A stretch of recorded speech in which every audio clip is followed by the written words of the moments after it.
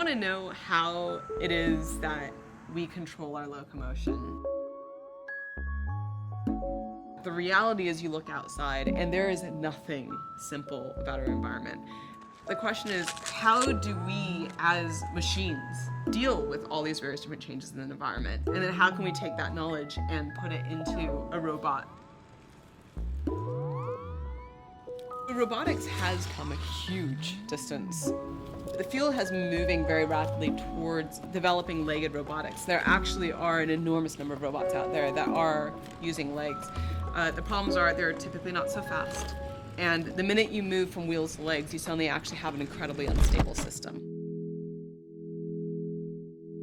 Typically for a search and rescue mission, you're dealing with, you could be dealing with an exploded building. You could be dealing with tons of rubble. You could be dealing with, a completely flat playground. You never really actually know what you're dealing with. You can imagine how great it would be if you could actually have a robot that could move up over a big pile of rubble that shifts and moves and pinches a leg, for example, and continue moving with that same efficiency to get to the person it needs to actually save.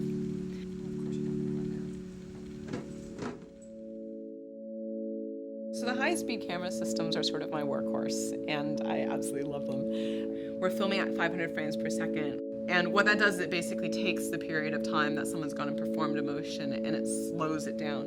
And so we can really go and dissect out what's actually going on. And these, poor unassuming lizards come running across and they hit the slippery section, they slide out.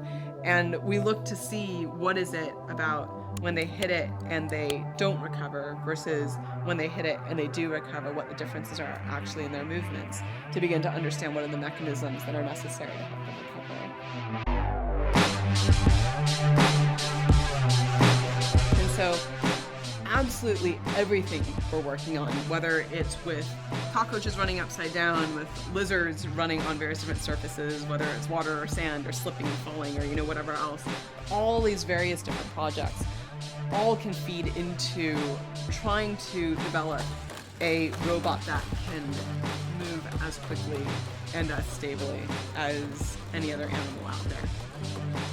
At least my contribution can be to figure out a really simple algorithm that will confer robustness to that system. So it will be able to navigate anything you throw in front of it. And then, the engineers can go and figure out how to make it move quickly. But I'll just make it run stably.